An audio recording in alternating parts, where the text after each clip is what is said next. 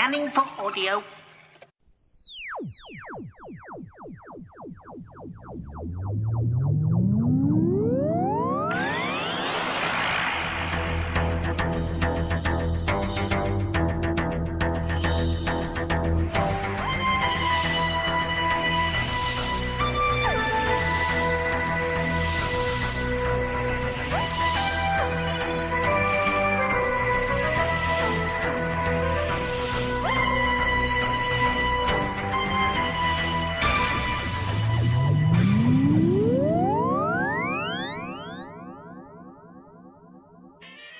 Welcome to the new Tin Dog podcast, number 91. This time I'm going to be covering Planet of the Dead. Well, it's been a while since it was on TV and the DVD's just come out. So now that the dust has settled and the immediate reaction has faded away, we can look at it more objectively. Well, at least I'll try to. But before I start reviewing this latest instalment of the 10th Doctor's Time, I just want to thank everyone who emailed me saying how much they enjoy the Big Finish reviews I've been doing of late, so they really aren't going to end or fade away. I will, of course, try to keep those shows more boxed together, but enough of that sort of nonsense. Planet of the Dead. I know from some of the feedback I've been receiving that a lot of you enjoyed my time reviewing this show immediately after it had been on as part of the WhoCast. I hope to be able to return to WhoCast in future and help out on those immediate reaction shows whenever Doctor Who airs. But as the next show isn't on until November-ish, and you just know that I'm holding out for my October the 31st, which happens to be a Saturday, Halloween scary Doctor Who story to watch the waters of Mars, slightly more than most people. Well, that's fine. We're not here to talk about that. We're here to give a slightly more reasoned opinion. And to be honest, my opinion still kind of sticks the same. It's a decent enough story, and if it was part of a main season, I would have no true issues with it. The story, of course, has holes which occur to you in the following hours, where you go, hang on, why didn't they just push the TARDIS through the wormhole and thus allow them to escape, especially if they knew where it was? The Doctor could have told them where it was on the phone. Yeah, these things, well, you know, it's usually best if we don't think about them. I mean, it's not as if the Doctor's meant to be some sort of hyper-intelligent alien. Another gripe with the story, and trust me, they're just small gripes, is the low-level psychic woman. Now, apparently there's a new system for sorting out psychics, and it's called the Lotto system. If someone is capable of predicting 3 numbers every week, they're low-level psychics, similar to perhaps the Ood. It doesn't allow them to be psychic enough to know not to get on a bus going to another world. It allows them to talk in a strange, spooky manner. Again, it doesn't actually prevent them from getting themselves into danger. There are, of course, much higher levels of psychics, who I'm sure could predict, say, 4 lottery numbers every week, but surely Camelot would notice such a thing. And perhaps that's only the Saturday draw, rather than the Saturday and the Wednesday. What you could do, of course, is concentrate really hard and manage to come out with, say, the Euro Billions lottery, or whatever it's called these days. Have I drifted? I guess I have. Moving on. My biggest gripe, by far in this story, of course, is Lady What's-Her-Face. Bionic Woman.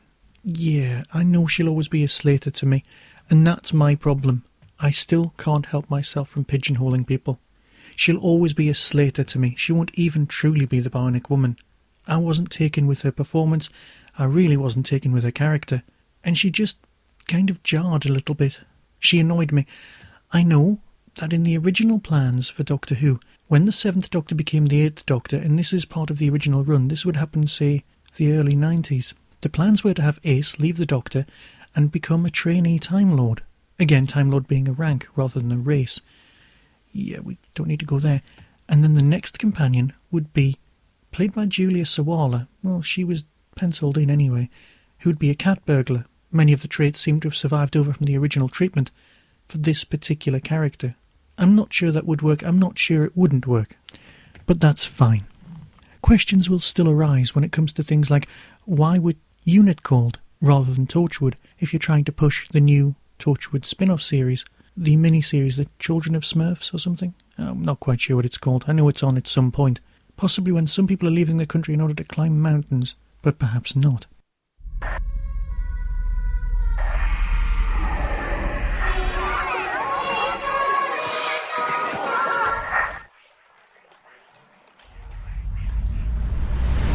Stephen?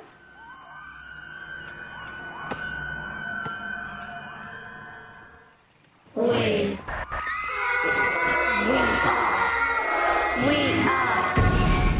coming. We are coming. We are coming. I'm recording this in case anyone ever finds it, so you can see. You can see how the world ended. Every child has stopped. Every single child in the world. They just stopped. Every other child stopped at the same time, and not just in Britain. Reports come in Norway, Sweden, India, Egypt, Bosnia, Tokyo, Singapore. We are coming. Oh my God. So far, we're the only ones with the software clever enough to piece this all together. Well, us and Torchwood. Target 1's eliminated. 2 and 3 have escaped, but we're in pursuit. Who do you work for? A man who can't die has got nothing to fear. So you watch it. And you keep watching. Either we go to war against an enemy we can't beat, or we go to war against our own people for their own good. They're coming! I think you've seen aliens too. But they're coming back. We are coming. This is what we do. We deal with things like this. Please. It's happening. Come on. Right now, you lot need us. The whole world needs us. We can help.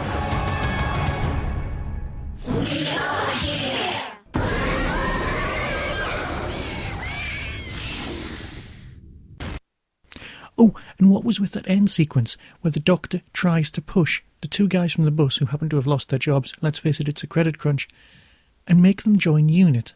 Does he not remember what happens to the ordinary soldiers of UNIT? Was he just not paying attention? Well, actually, he probably wasn't paying attention, but we can leave that there. Would you really want to join UNIT when you know how much danger you could be in, and that they may not even have a body to bury at some point? And to me, that reflects what's going on in this story. It's the beginning of the crystallization of the Doctor's psychosis. The worse it gets, the more he enjoys it. That's not normal. That's not good. That's the sort of thing that leads to, well, a regeneration at Christmas. The Doctor is slightly unbalanced, and not in a fun and good way. And that has an effect on the moral coding of this story. I know I've said this elsewhere, but I really do have issues with the only people who are trying to get on with their job are being the ones who get killed. The bus driver and the tridivores, ordinary civil servants, all just trying to get on with their jobs, get on with their lives. Strange things happen and they end up dead. And yet, everyone's cheering and clapping as Lady What's-Her-Face flies off. Now, sorry, I know I just got so annoyed at this because a flying bus unit does not have anti-gravity technology. They'd kind of like it. Oh look, a jewel thief's escaping. Why don't we shoot it down and steal the technology? Not steal it, reclaim it, use it. Standing around and clapping probably is a court-martialable offence. I know the Doctor was meant to have stolen the TARDIS in the first place, and my theories about the Doctor's true origins and that have been well recorded elsewhere in podcasts, so I don't really need to go on about that now, because let's face it, they're just my own firm-held fan beliefs. They're hardly canon. But the Doctor to me here is behaving slightly out of character. I'm sure there are more other things to cover here, so I'll move on. There are the big stingray monsters. I know they're just a force of nature, but how could something like that evolve? Questions like that keep coming up in stories like this. It's a worry of the highest order. Well, not the highest order, let's face it, it's only a TV show. Yeah, right. But you can see my point. I don't know how these creatures could have come into existence. Things that can travel from world to world, scouring them. They must have a different origin. Some creatures like this that can devour a whole world in 4 years are too dangerous to exist in an ecosystem because they destroy everything. So are these monsters, creatures, or an alien race? I guess we'll just have to go with monsters. As I've said elsewhere, the ending of this should have been the flying bus coming through the wormhole, bouncing along the ground where the flying bit didn't work on Earth because of something technical, and then the wormhole shutting down, slicing one of the creatures in two. As another one came through, you get to see a really nice sliced effect, and let's face it, that effect's just been used on Fringe. My God, I've loved this series of Fringe, but that's probably for a different podcast. Has anyone else really, really loved that series? It started off as a dodgy X-Files ripoff, and it's just gone some great new places. I so hope that gets more seasons. It's just great. The closing shot of that last episode was just... Yeah, I really have rambled and I'm sorry about that. I detect another mine. Is your name, or anything else for that matter, do you want to catch up on a few cons with guests such as Colin Baker, I'm really very interested. Tom Baker, That's not a doctor, that's the vet. and you'll even hear a song or two from Fraser Hines and Sophie Aldred? They all say, who is Doctor Who? Where is he from? What does he do? Unless it is because your face is jammy. So that's Tim's take on at tto.mypodcast.com. If your name's David or not. The other mind has now left the Matrix. So, the DVD. What do you get on it?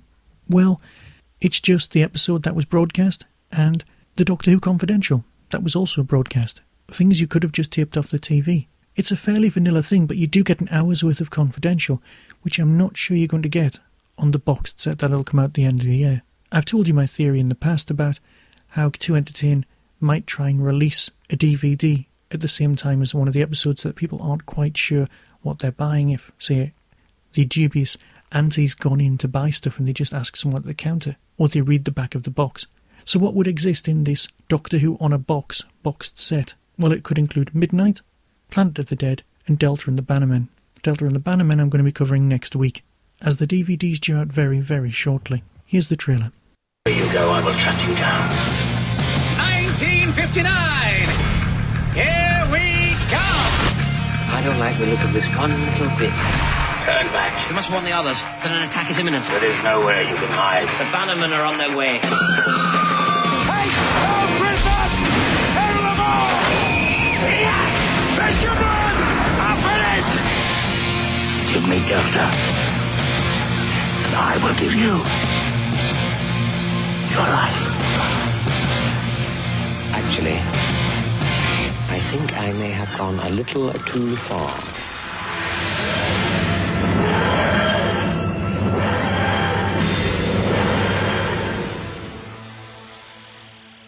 The Confidential isn't really that good, because there aren't that many stories connected with it.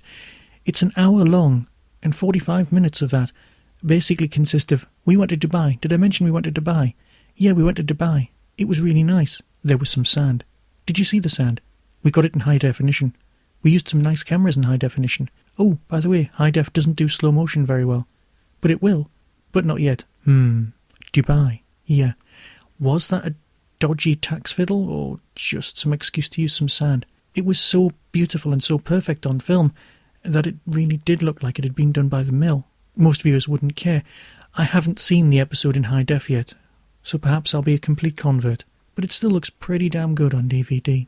Before I stop talking about this story, and trust me, I'm kind of sure you want me to, I just want to mention Lee Evans's performance. I'm a big fan of Lee Evans.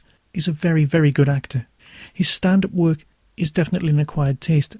I would suggest tracking some down, missing out the first 10 minutes where it's very hyper because the guy suffers from stage fright, and then watching the rest. It's well observed and well performed. The guy's done some very, very good work. I would recommend a film, The Martins, where him and Kathy Burke do some great acting. But here, he adopted one of his father's accents.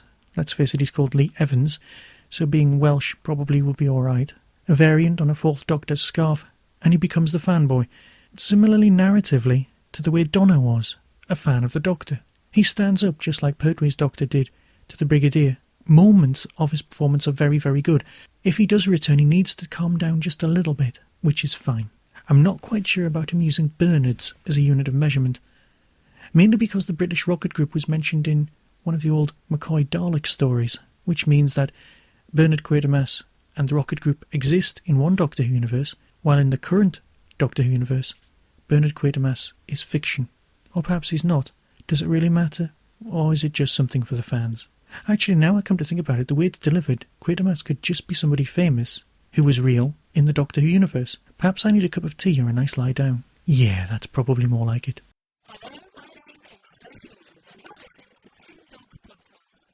I know I mentioned it last time, but I just wanted to say hello to everyone that I'd seen at the Fab Cafe. The event itself was very, very good. I know I didn't stay for the entire time, but what I did experience, the Colin Baker talk, the Big Finish, the end of the Big Finish talk, and Fraser Hines, as well as Mark Strickson, were all very, very good. Davies done an extremely good report as part of Podshock 149, which does things in a lot more depth than I could manage here. It wasn't as badly organised as everyone seems to be making out. I've been to considerably worse conventions, and considerably worse organised ones. People complained about the hour of sitting around. Well, that just gave Doctor Who fans a chance to chat and talk, and trust me, it's something we're very good at. It was great to finally get to meet Davies and, well, like I said, the cool kids from Tachyon TV, Chris, the tallest man on Earth, from Radio Free Skaro, and more about him in a moment, because I have a Whostrology in line for him, Tim Drury, Chris Ellis, the shadowy figure behind so many podcasts. It's incredible how many people he knows. Does he just collect them? Cathode Ray and Capricorn 1, all from the forums. It was really nice to finally meet these people. Steve Hatcher from Hoovers really does need a specific mention at this point, because on September the 6th, in Derby, he's hosting a one-day Doctor Who convention, and I know that Dave AC, James from Podshock, as well as myself, some people from the Staggering Stories podcast, and Paul and Marty from the WhoCast are all going to be part of the podcasting panel with a guest list like that, just for people who are fans. I suspect there may be more people behind the desks than on the other side in the audience, but let's face it, I'm sure we can all try and be slightly entertaining if you do turn up. It's going to be held at the Midland Railway Centre. That's a Sunday convention. At the minute, the Colin Baker has agreed to go, and I'm sure there are many others on their way. They're all going to be on the updated website, which is Hoovers, spelled with a W. Let's face it, we're Doctor Who fans, we know how to spell Who. Hoovers.org.uk. Go there, and the latest information will be up there. And if you do go, I'll be the guy wearing the Tin Dog Podcast t-shirt, and just come over and say hello. It was really nice to meet Chris from Radio Free Skaro, and for some time I've had this request from him for a Whostrology reading. Chris is by far the tallest man on Earth, but I'm sure I've mentioned that. Born on January the 24th, Chris's birthday coincides with Spearhead from Space, Part 4, Brain of Morbius, Part 4, and Warrior's Gate. Maybe it's time to take that new job offer a little bit more seriously than you thought. Your new acquaintances could become friends. You must. Fireworks could solve a friend's plumbing problem after less than a bland day. And why not take this chance to look at some black and white images of gardens before saying some fond farewells? So there you go, Chris, one Whostrology. Now, if you'd like your own Whostrology reading, possibly on a very nice certificate, I've created a small eBay store. If you just go to eBay and type in Whostrology and send me your birthday, I'll create you a very specific and personal Whostrology reading, which will then be posted out, all on a very nice certificate. And with that, I'll draw an end to this specific Tin Dog podcast. So until next time, be seeing you.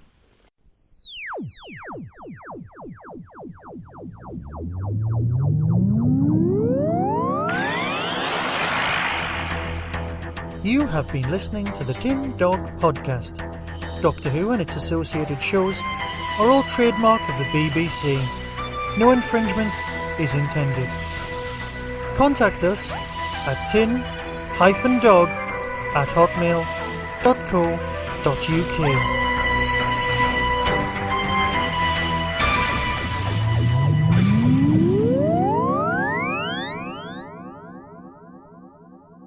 And now, number one in our increasingly small list of nursery rhymes to sing to children, based on Doctor Who.